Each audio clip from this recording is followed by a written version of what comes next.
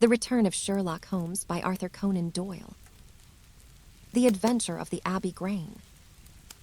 It was on a bitterly cold and frosty morning, towards the end of the winter of '97, that I was awakened by a tugging at my shoulder. It was Holmes. The candle in his hand shone upon his eager, stooping face, and told me at a glance that something was amiss. "Come, Watson, come," he cried. "The game is afoot." Not a word. "Into your clothes and come." 10 minutes later, we were both in a cab and rattling through the silent streets on our way to Charing Cross Station. The first faint winter's dawn was beginning to appear, and we could dimly see the occasional figure of an early workman as he passed us, blurred and indistinct in the opalescent London reek. Holmes nestled in silence into his heavy coat, and I was glad to do the same, for the air was most bitter, and neither of us had broken our fast. It was not until we had consumed some hot tea at the station and taken our places in the Kentish train that we were sufficiently thawed, he to speak and I to listen. Holmes drew a note from his pocket and read aloud. "Abbey Grange, Marsham, Kent, 3:30 a.m. M.Y. Dear Mr. HOLMES. I should be very glad of your immediate assistance in what promises to be a most remarkable case. It is something quite in your line. Except for releasing the lady, I will see that everything is kept exactly as I have found it, but I beg you not to lose an instant, as it is difficult to leave Sir Eustace there. Hopkins has called me in 7 times, and on each occasion his summons has been entirely justified," said Holmes. "I fancy that every one of his cases has found its way into your collection, and I must admit, Watson, that you have some power of selection, which atones for much which I deplore in your narratives. Your fatal habit of looking at everything from the point of view of a story, instead of as a scientific exercise, has ruined what might have been an instructive and even classical series of demonstrations. You slur over work of the utmost finesse and delicacy, in order to dwell upon sensational details which may excite, but cannot possibly instruct, the reader." "Why do you not write them yourself?" I said with some bitterness. "I will, my dear Watson, I will.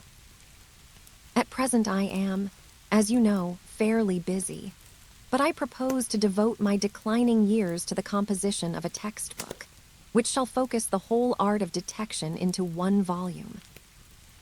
Our present research appears to be a case of murder. I should say so. Hopkins's writing shows considerable agitation, and he is not an emotional man. Yes, I gather there has been violence, and that the body is left for our inspection. A mere suicide would not have caused him to send for me. As to the release of the lady, it would appear that she has been locked in her room during the tragedy.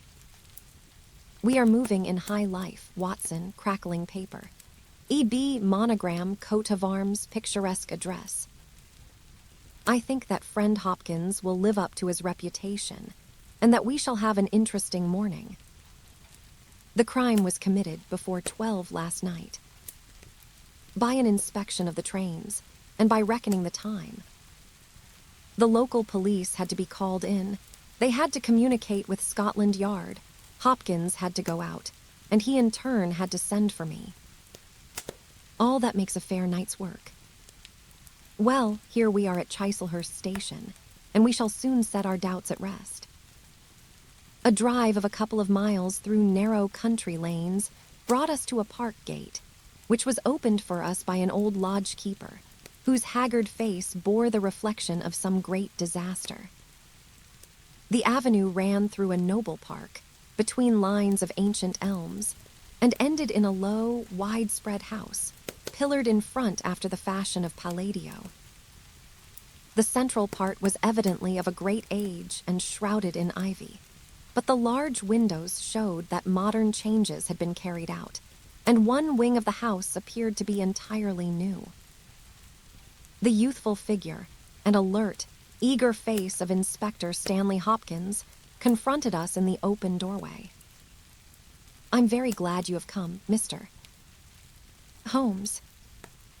And you, too, Doctor Watson.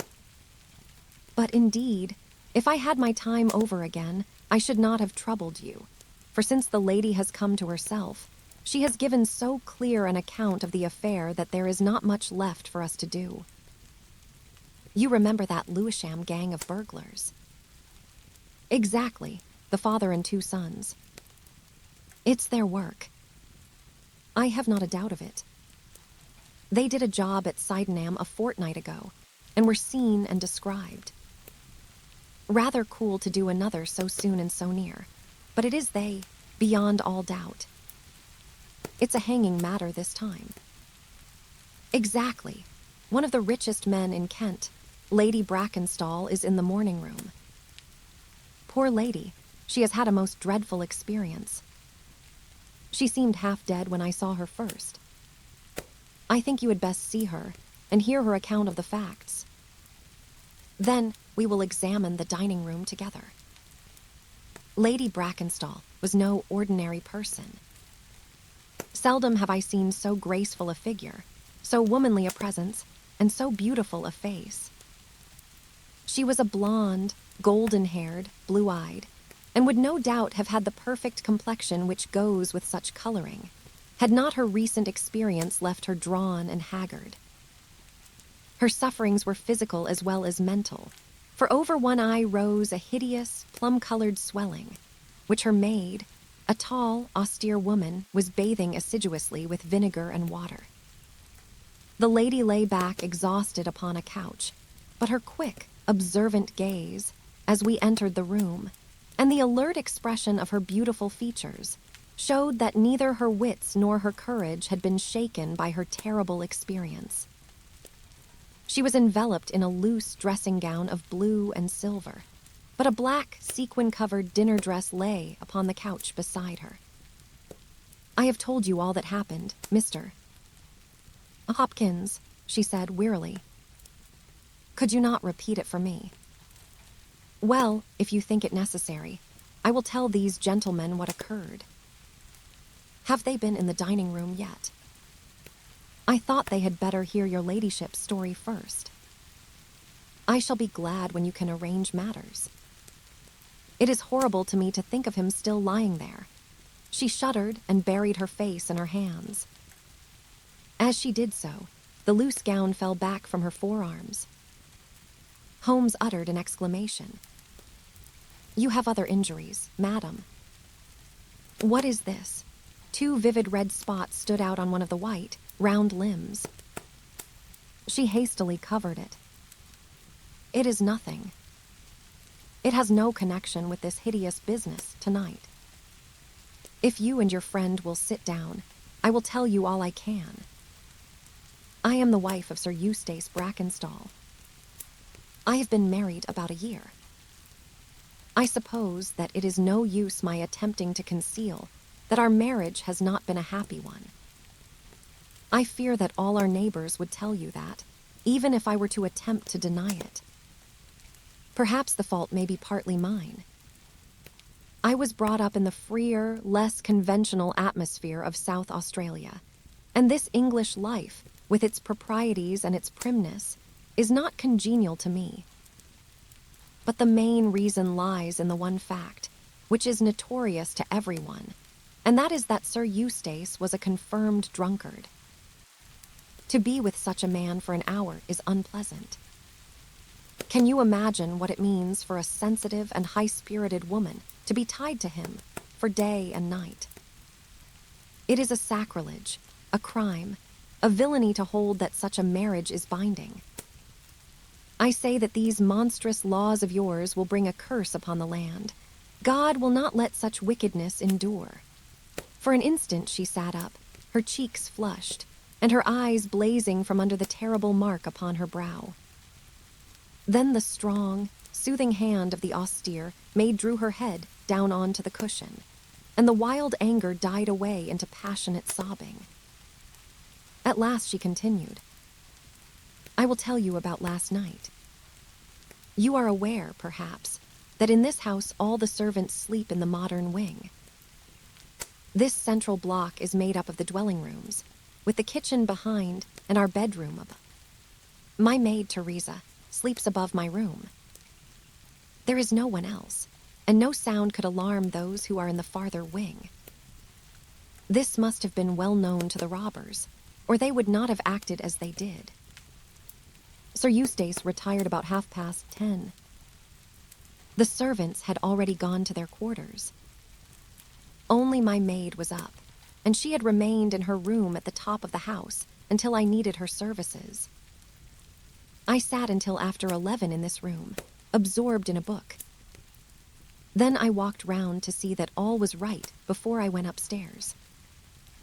It was my custom to do this myself, for, as I have explained, Sir Eustace was not always to be trusted. I went into the kitchen, the butler's pantry, the gun room, the billiard room, the drawing room, and finally the dining room.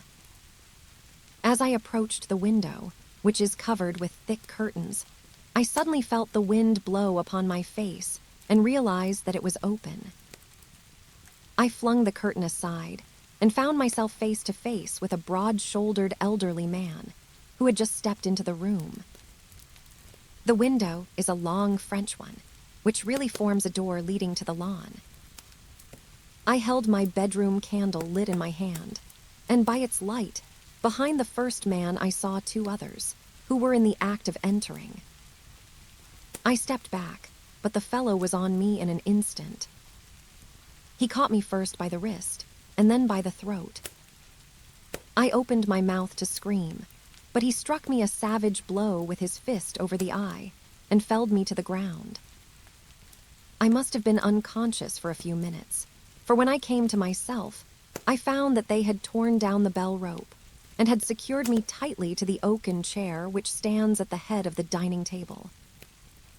I was so firmly bound that I could not move, and a handkerchief round my mouth prevented me from uttering a sound.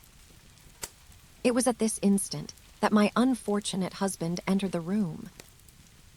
He had evidently heard some suspicious sounds, and he came prepared for such a scene as he found.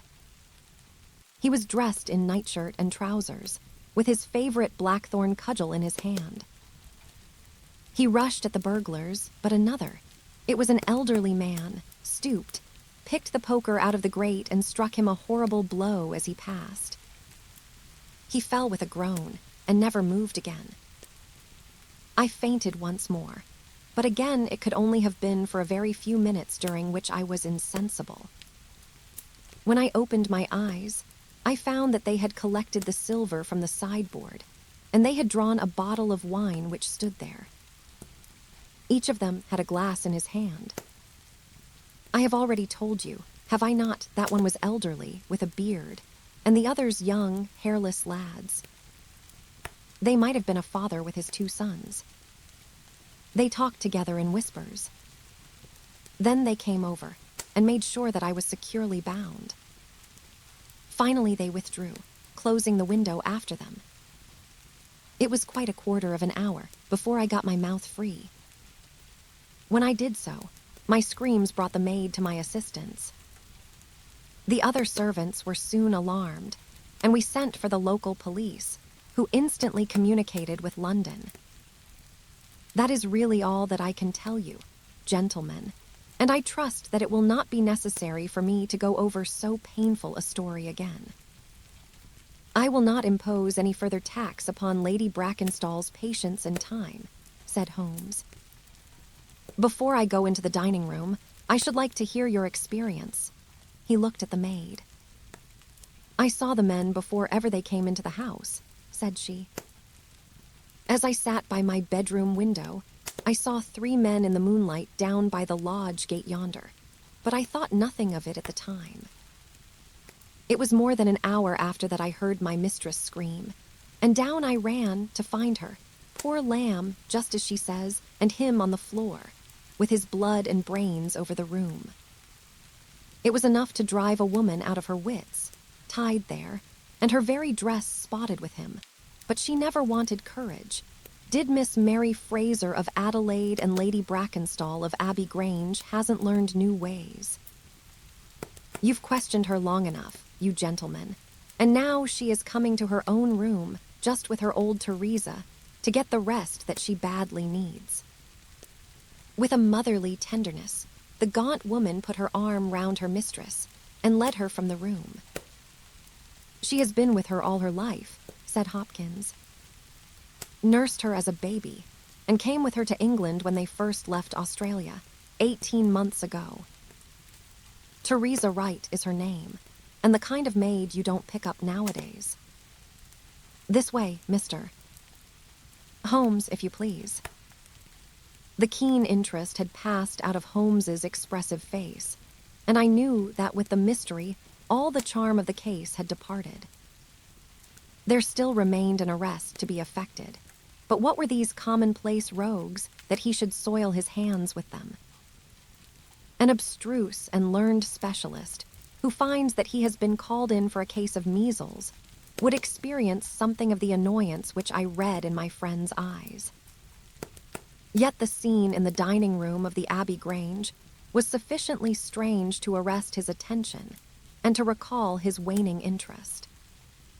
It was a very large and high chamber, with carved oak ceiling, oaken paneling, and a fine array of deer's heads and ancient weapons around the walls. At the further end from the door was the high French window of which we had heard. 3 smaller windows on the right-hand side filled the apartment with cold winter sunshine. On the left was a large, deep fireplace, with a massive, overhanging oak mantelpiece. Beside the fireplace was a heavy oaken chair with arms and crossbars at the bottom. In and out through, the open woodwork was woven a crimson cord, which was secured at each side to the crosspiece below. In releasing the lady, the cord had been slipped off her, but the knots with which it had been secured still remained. These details only struck our attention afterwards, for our thoughts were entirely absorbed by the terrible object which lay upon the tiger-skin hearthrug in front of the fire. It was the body of a tall, well-made man, about 40 years of age. He lay upon his back, his face upturned, with his white teeth grinning through his short, black beard. His 2 clenched hands were raised above his head, and a heavy, blackthorn stick lay across them. His dark, handsome, aquiline features were convulsed into a spasm of vindictive hatred, which had set his dead face in a terribly fiendish expression. He had evidently been in his bed when the alarm had broken out, for he wore a foppish, embroidered nightshirt, and his bare feet projected from his trousers. His head was horribly injured, and the whole room bore witness to the savage ferocity of the blow which had struck him down. Beside him lay the heavy poker, bent into a curve by the concussion. Holmes examined both it and the indescribable wreck which it had wrought. He must be a powerful man, this elder Randall, he remarked. Yes, said Hopkins. I have some record of the fellow, and he is a rough customer. Not the slightest. We have been on the lookout for him, and there was some idea that he had got away to America. Now that we know that the gang are here, I don't see how they can escape. We have the news at every seaport already, and a reward will be offered before evening. What beats me is how they could have done so mad a thing, knowing that the lady could describe them, and that we could not fail to recognize the description. Exactly. One would have expected that they would silence Lady Brackenstall as well. They may not have realized, I suggested, that she had recovered from her faint. That is likely enough. If she seemed to be senseless, they would not take her life. What about this poor fellow, Hopkins? I seem to have heard some queer stories about him. He was a good-hearted man when he was sober, but a perfect fiend when he was drunk, or rather when he was half drunk, for he seldom really went the whole way. The devil seemed to be in him at such times, and he was capable of anything. From what I hear, in spite of all his wealth and his title, he very nearly came our way once or twice. There was a scandal about his drenching a dog with petroleum and setting it on fire, her ladyship's dog, to make the matter worse, and that was only hushed up with difficulty. Then he threw a decanter at that maid, Teresa Wright. There was trouble about that. On the whole, and between ourselves, it will be a brighter house without him. What are you looking at now? Holmes was down on his knees, examining with great attention the knots upon the red cord with which the lady had been secured. Then he carefully scrutinized the broken and frayed end, where it had snapped off when the burglar had dragged it down. When this was pulled down, the bell in the kitchen must have rung loudly, he remarked. No one could hear it. The kitchen stands right at the back of the house. How did the burglar know no one would hear it? How dared he pull at a bell rope in that reckless fashion? Exactly, mister. Holmes, exactly. You put the very question, which I have asked myself again and again. There can be no doubt that this fellow must have known the house and its habits. He must have perfectly understood that the servants would all be in bed at that comparatively early hour, and that no one could possibly hear a bell ring in the kitchen. Therefore, he must have been in close league with one of the servants. Surely that is evident. But there are 8 servants, and all of good character. Other things being equal, said Holmes, one would suspect the one at whose head the master threw a decanter. And yet that would involve treachery towards the mistress, to whom this woman seems devoted. Well, the point is a minor one, and when you have Randall, you will probably find no difficulty in securing his accomplice. The lady's story certainly seems to be corroborated, if it needed corroboration, by every detail which we see before us. He walked to the French window and threw it open. There are no signs here, but the ground is iron hard, and one would not expect them. I see that these candles in the mantelpiece have been lighted. Yes, it was by their light, and that of the lady's bedroom candle, that the burglars saw their way about. Well, they did not take much, only half a dozen articles of plate off the sideboard. Lady Brackenstall thinks that they were themselves so disturbed by the death of Sir Eustace that they did not ransack the house, as they would otherwise have done. No doubt that is true, and yet they drank some wine, I understand. Exactly.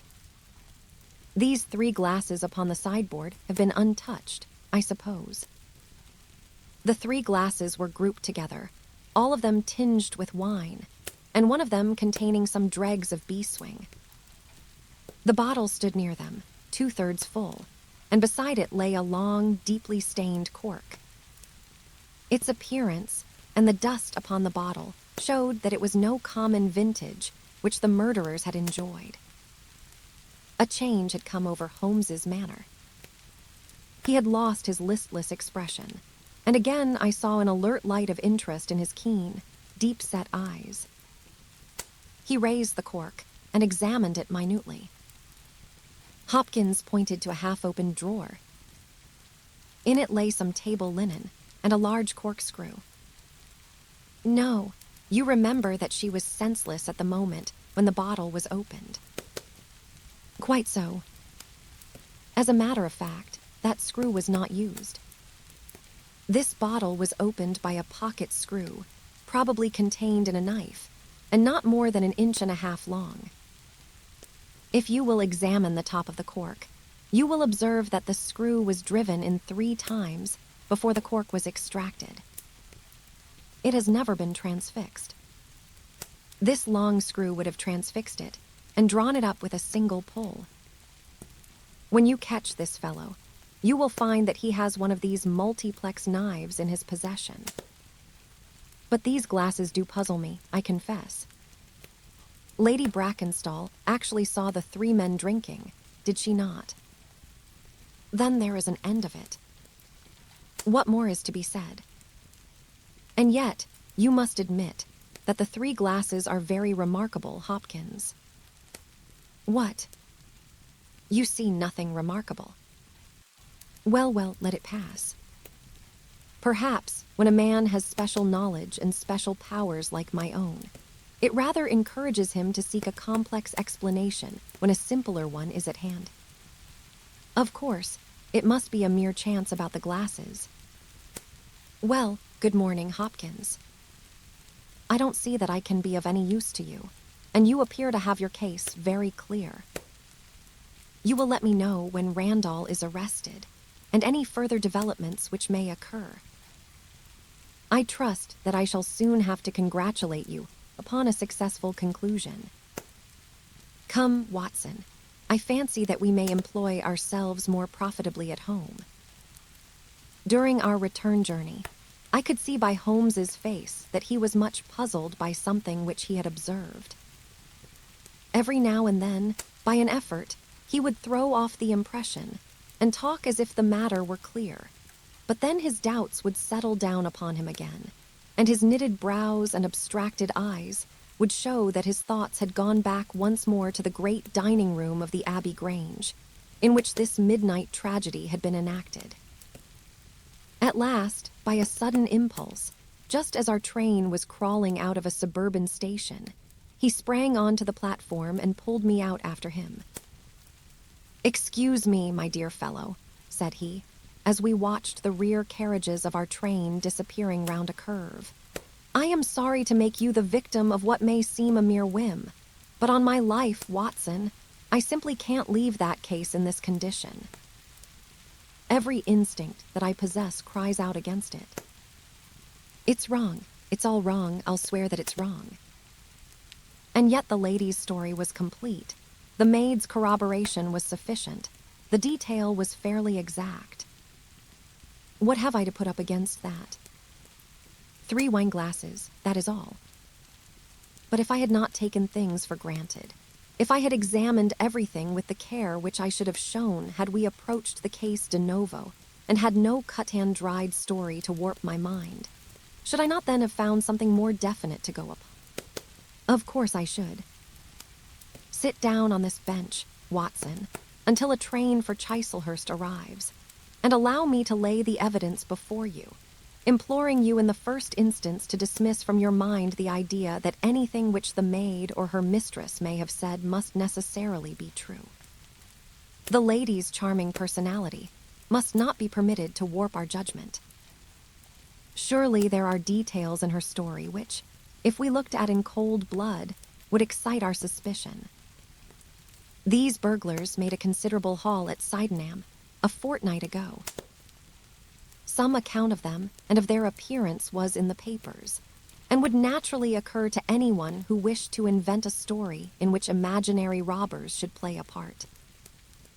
As a matter of fact, burglars who have done a good stroke of business are, as a rule, only too glad to enjoy the proceeds in peace and quiet, without embarking on another perilous undertaking. Again, it is unusual for burglars to operate at so early an hour. It is unusual for burglars to strike a lady to prevent her screaming, since one would imagine that was the sure way to make her scream. It is unusual for them to commit murder when their numbers are sufficient to overpower one man. It is unusual for them to be content with a limited plunder when there was much more within their reach. And finally, I should say that it was very unusual for such men to leave a bottle half empty. How do all these unusuals strike you, Watson? Their cumulative effect is certainly considerable, and yet each of them is quite possible in itself. The most unusual thing of all, as it seems to me, is that the lady should be tied to the chair. Well, I am not so clear about that, Watson, for it is evident that they must either kill her or else secure her in such a way that she could not give immediate notice of their escape. But at any rate I have shown, have I not, that there is a certain element of improbability about the lady's story. And now, on the top of this, comes the incident of the wineglasses. We are told that 3 men drank from them. Does that strike you as likely? Exactly, but there was beeswing only in 1 glass. You must have noticed that fact. What does that suggest to your mind? The last glass filled would be most likely to contain beeswing. Not at all. The bottle was full of it, and it is inconceivable that the first 2 glasses were clear, and the third heavily charged with it. There are 2 possible explanations, and only 2. One is that, after the second glass was filled, the bottle was violently agitated, and so the third glass received the beeswing. That does not appear probable. No, I am sure that I am right. That only 2 glasses were used, and that the dregs of both were poured into a third glass, so as to give the false impression that 3 people had been here. In that way, all the beeswing would be in the last glass, would it not? Yes, I am convinced that this is so. But if I have hit upon the true explanation of this one small phenomenon, then in an instant the case rises from the commonplace to the exceedingly remarkable. For it can only mean that Lady Brackenstall and her maid have deliberately lied to us, that not one word of their story is to be believed, that they have some very strong reason for covering the real criminal, and that we must construct our case for ourselves without any help from them. That is the mission which now lies before us, and here, Watson, is the Sydenham train. The household at the Abbey Grange were much surprised at our return, but Sherlock Holmes, finding that Stanley Hopkins had gone off to report to headquarters, took possession of the dining room, locked the door upon the inside, and devoted himself for 2 hours to one of those minute and laborious investigations which form the solid basis on which his brilliant edifices of deduction were reared. Seated in a corner like an interested student who observes the demonstration of his professor, I followed every step of that remarkable research. The window, the curtains, the carpet, the chair, the rope, each in turn was minutely examined and duly pondered. The body of the unfortunate baronet had been removed, and all else remained as we had seen it in the morning. Finally, to my astonishment, Holmes climbed up onto the massive mantelpiece. Far above his head hung the few inches of red cord which were still attached to the wire. For a long time he gazed upward at it, and then in an attempt to get nearer to it, he rested his knee upon a wooden bracket on the wall. This brought his hand within a few inches of the broken end of the rope, but it was not this so much as the bracket itself which seemed to engage his attention. Finally, he sprang down with an ejaculation of satisfaction. "It's all right, Watson," said he. "We have got our case, one of the most remarkable in our collection. But, dear me, how slow-witted I have been, and how nearly I have committed the blunder of my lifetime. Now I think that, with a few missing links, my chain is almost complete. Man, Watson, man. Only one, but a very formidable person. Strong as a lion, witness the blow that bent that poker. 6'3" in height, active as a squirrel, dexterous with his fingers, finally remarkably quick-witted, for this whole ingenious story is of his concoction. Yes, Watson, we have come upon the handiwork of a very remarkable individual. And yet, in that bell rope, he has given us a clue which should not have left us a doubt. Well, if you were to pull down a bell rope, Watson, where would you expect it to break? Surely at the spot where it is attached to the wire. Why should it break 3 inches from the top, as this one has done? Exactly. This end, which we can examine, is frayed. He was cunning enough to do that with his knife. But the other end is not frayed. You could not observe that from here, but if you were on the mantelpiece, you would see that it is cut clean off without any mark of fraying whatever. You can reconstruct what occurred. The man needed the rope. He would not tear it down for fear of giving the alarm by ringing the bell. What did he do? He sprang up on the mantelpiece, could not quite reach it, put his knee on the bracket, you will see the impression in the dust, and so got his knife to bear upon the cord. I could not reach the place by at least 3 inches, from which I infer that he is at least 3 inches a bigger man than I. Look at that mark upon the seat of the oaken chair. What is it? Undoubtedly it is blood. This alone puts the lady's story out of court. If she were seated on the chair when the crime was done, how comes that mark? No. She was placed in the chair after the death of her husband. I'll wager that the black dress shows a corresponding mark to this. We have not yet met our Waterloo, Watson, but this is our Marengo, for it begins in defeat and ends in victory. I should like now to have a few words with the nurse, Teresa. We must be wary for a while, if we are to get the information which we want. She was an interesting person, this stern Australian nurse, taciturn, suspicious, ungracious. It took some time before Holmes's pleasant manner and frank acceptance of all that she said thawed her into a corresponding amiability. She did not attempt to conceal her hatred for her late employer. Yes, sir, it is true that he threw the decanter at me. I heard him call my mistress a name, and I told him that he would not dare to speak so if her brother had been there. Then it was that he threw it at me. He might have thrown a dozen if he had, but left my bonny bird alone. He was forever ill-treating her, and she too proud to complain. She will not even tell me all that he has done to her. She never told me of those marks on her arm that you saw this morning, but I know very well that they come from a stab with a hatpin. The sly devil, God forgive me that I should speak of him so, now that he is dead. But a devil he was, if ever one walked the earth.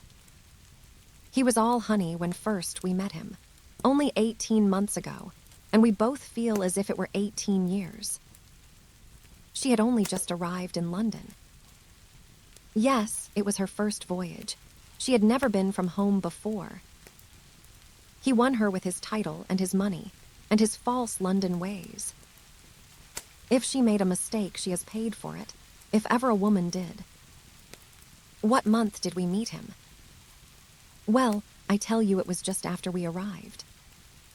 We arrived in June, and it was July. They were married in January of last year. Yes, she is down in the morning room again, and I have no doubt she will see you, but you must not ask too much of her, for she has gone through all that flesh and blood will stand.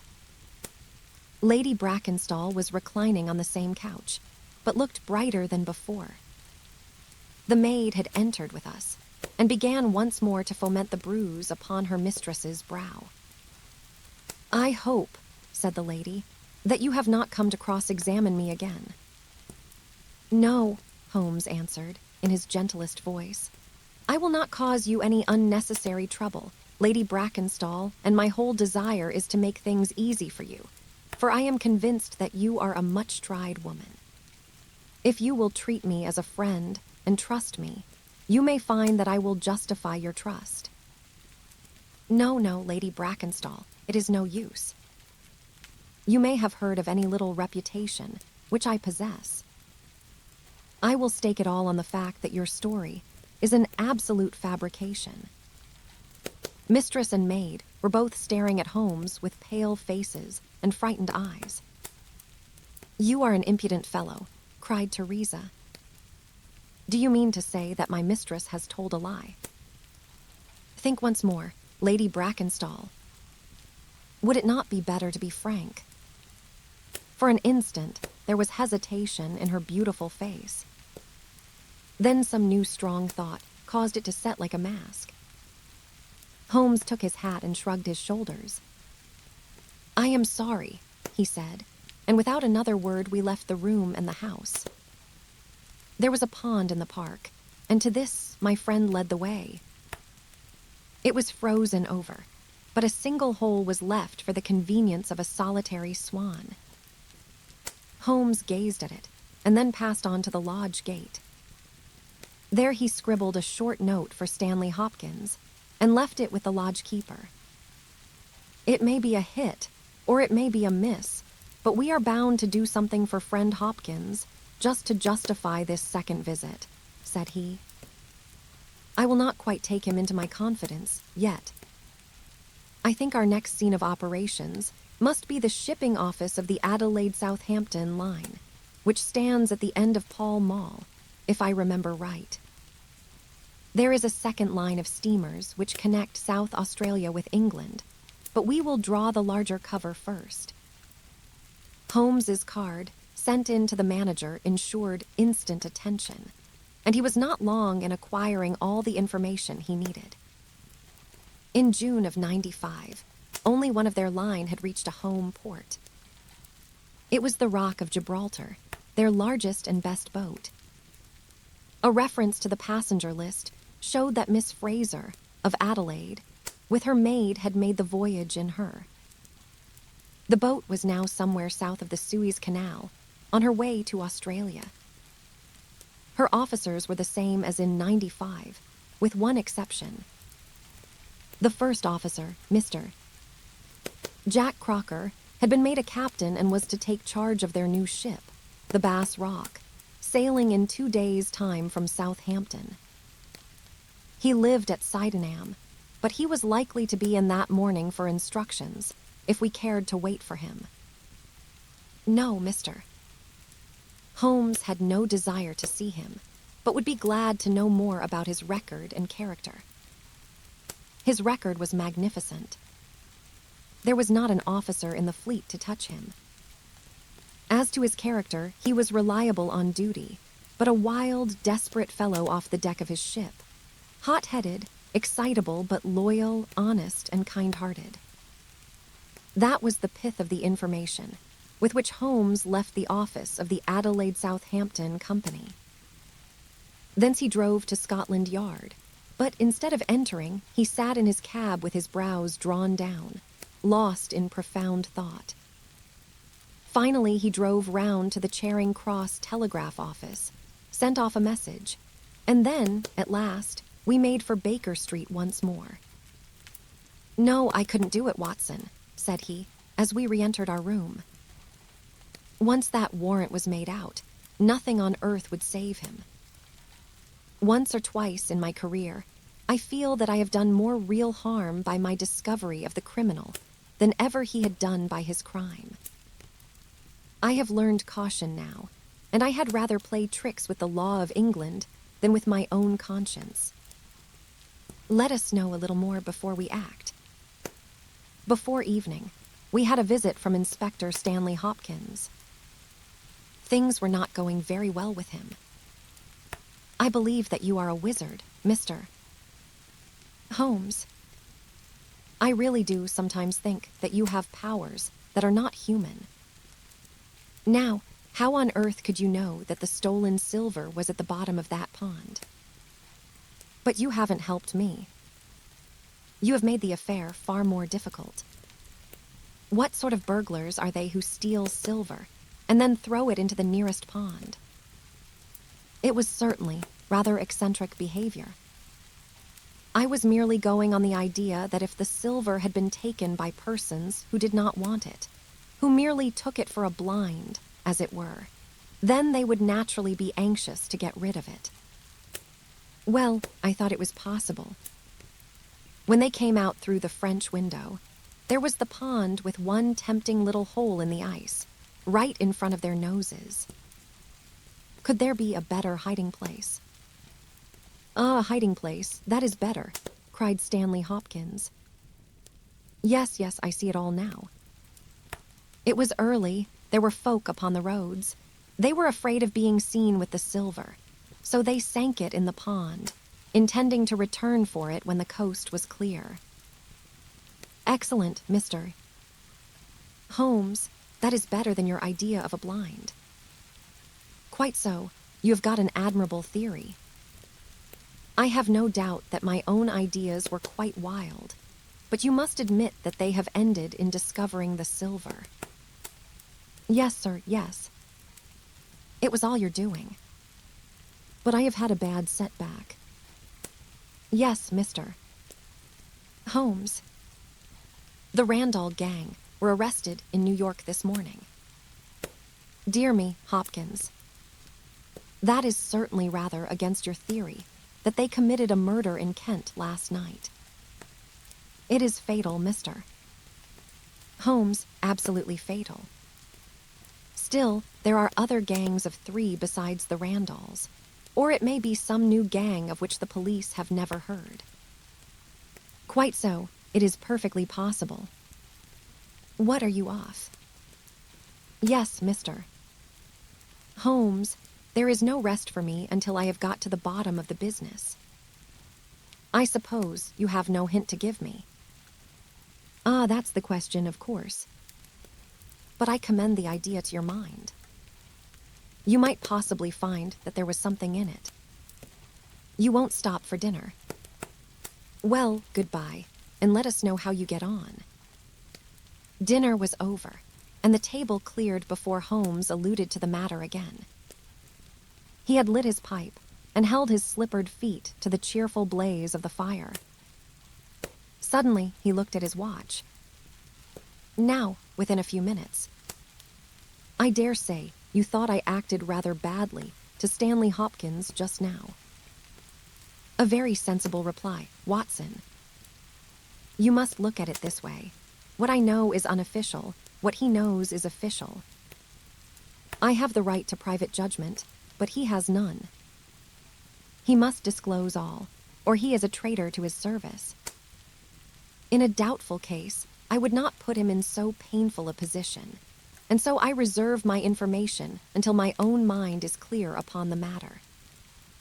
The time has come. You will now be present at the last scene of a remarkable little drama. There was a sound upon the stairs, and our door was opened to admit as fine a specimen of manhood as ever passed through it. He was a very tall young man, golden-mustached, blue-eyed, with a skin which had been burned by tropical suns, and a springy step, which showed that the huge frame was as active as it was strong. He closed the door behind him, and then he stood with clenched hands and heaving breast, choking down some overmastering emotion. Our visitor sank into an armchair and looked from one to the other of us with questioning eyes. I got your telegram, and I came at the hour you said. I heard that you had been down to the office. There was no getting away from you. Let's hear the worst. What are you going to do with me? Arrest me. Speak out, man. You can't sit there and play with me like a cat with a mouse. Give him a cigar, said Holmes. Bite on that, Captain Crocker, and don't let your nerves run away with you. I should not sit here smoking with you if I thought that you were a common criminal. You may be sure of that. Be frank with me, and we may do some good. Play tricks with me, and I'll crush you. To give me a true account of all that happened at the Abbey Grange last night. A true account, mind you, with nothing added and nothing taken off. I know so much already that if you go 1 inch off the straight, I'll blow this police whistle from my window, and the affair goes out of my hands forever. The sailor thought for a little. Then he struck his leg with his great sunburned hand. I'll chance it, he cried. I believe you are a man of your word, and a white man, and I'll tell you the whole story. But one thing I will say first. So far as I am concerned, I regret nothing and I fear nothing, and I would do it all again and be proud of the job. Damn the beast. If he had as many lives as a cat, he would owe them all to me. But it's the lady, Mary Fraser, for never will I call her by that accursed name. When I think of getting her into trouble, I who would give my life just to bring one smile to her dear face, it's that turns my soul into water. And yet, what less could I do? I'll tell you my story, gentlemen, and then I'll ask you, as man to man, what less could I do? I must go back a bit. You seem to know everything, so I expect that you know that I met her when she was a passenger, and I was first officer of the Rock of Gibraltar. From the first day I met her, she was the only woman to me. Every day of that voyage I loved her more, and many a time since have I kneeled down in the darkness of the night watch and kissed the deck of that ship, because I knew her dear feet had trod it. She was never engaged to me. She treated me as fairly as ever a woman treated a man. I have no complaint to make. It was all love on my side, and all good comradeship and friendship on hers. When we parted, she was a free woman, but I could never again be a free man. Next time I came back from sea, I heard of her marriage. Well, why shouldn't she marry whom she liked? Title and money, who could carry them better than she? She was born for all that is beautiful and dainty. I didn't grieve over her marriage. I was not such a selfish hound as that. I just rejoiced that good luck had come her way, and that she had not thrown herself away on a penniless sailor. That's how I loved Mary Fraser.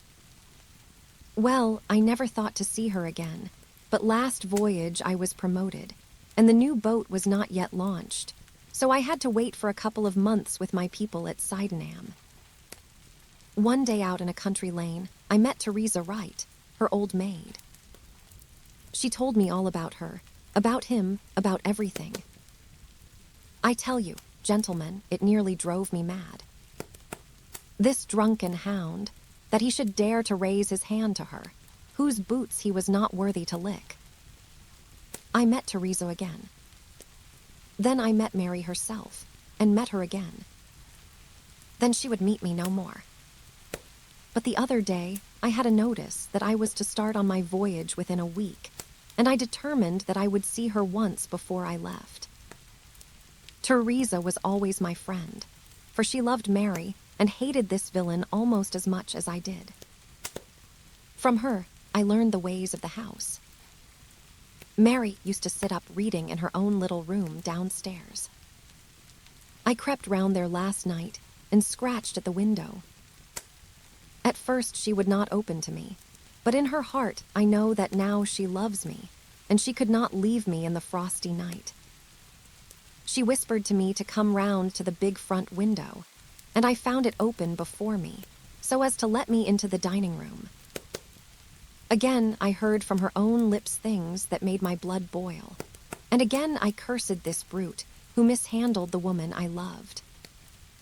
Well, gentlemen, I was standing with her just inside the window, in all innocence, as God is my judge, when he rushed like a madman into the room, called her the vilest name that a man could use to a woman, and welted her across the face with the stick he had in his hand. I had sprung for the poker, and it was a fair fight between us. See here, on my arm, where his first blow fell. Then it was my turn, and I went through him as if he had been a rotten pumpkin. Do you think I was sorry? Not I. It was his life or mine, but far more than that, it was his life or hers, for how could I leave her in the power of this madman? That was how I killed him. Was I wrong?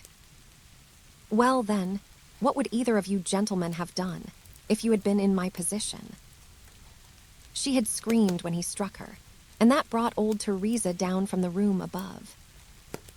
There was a bottle of wine on the sideboard, and I opened it and poured a little between Mary's lips, for she was half dead with shock. Then I took a drop myself. Teresa was as cool as ice, and it was her plot as much as mine.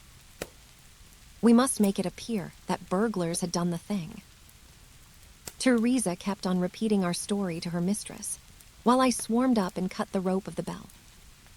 Then I lashed her in her chair, and frayed out the end of the rope to make it look natural, else they would wonder how in the world a burglar could have got up there to cut it. Then I gathered up a few plates and pots of silver to carry out the idea of the robbery, and there I left them, with orders to give the alarm when I had a quarter of an hour's start. I dropped the silver into the pond and made off for Sydenham, feeling that for once in my life I had done a real good night's work. And that's the truth and the whole truth, Mr. Holmes, if it costs me my neck. Holmes smoked for some time in silence. Then he crossed the room and shook our visitor by the hand. "That's what I think," said he. "I know that every word is true, for you have hardly said a word which I did not know. No one but an acrobat or a sailor could have got up to that bell rope from the bracket, and no one but a sailor could have made the knots with which the cord was fastened to the chair. Only once had this lady been brought into contact with sailors, and that was on her voyage, and it was someone of her own class of life, since she was trying hard to shield him, and so showing that she loved him. You see how easy it was for me to lay my hands upon you, when once I had started upon the right trail. I thought the police never could have seen through our dodge. And the police haven't, nor will they, to the best of my belief. Now, look here, Captain Crocker, this is a very serious matter, though I am willing to admit that you acted under the most extreme provocation to which any man could be subjected. I am not sure that, in defense of your own life, your action will not be pronounced legitimate. However, that is for a British jury to decide. Meanwhile, I have so much sympathy for you that, if you choose to disappear in the next 24 hours, I will promise you that no one will hinder you. What sort of proposal is that to make a man? I know enough of law to understand that Mary would be held as accomplice. Do you think I would leave her alone to face the music, while I slunk away? No, sir, let them do their worst upon me, but for heaven's sake, Mr. Holmes, find some way of keeping my poor Mary out of the courts. Holmes, for a second time, held out his hand to the sailor. I was only testing you, and you ring true every time. Well, it is a great responsibility that I take upon myself, but I have given Hopkins an excellent hint, and if he can't avail himself of it, I can do no more. See here, Captain Crocker, we'll do this in due form of law. You are the prisoner. Watson, you are a British jury, and I never met a man who was more eminently fitted to represent one. I am the judge. Now, gentlemen of the jury, you have heard the evidence. Do you find the prisoner guilty, or not guilty? Vox populi, vox Dei. You are acquitted, Captain Crocker. So long as the law does not find some other victim, you are safe from me. Come back to this lady in a year, and may her future and yours justify us in the judgment which we have pronounced this night.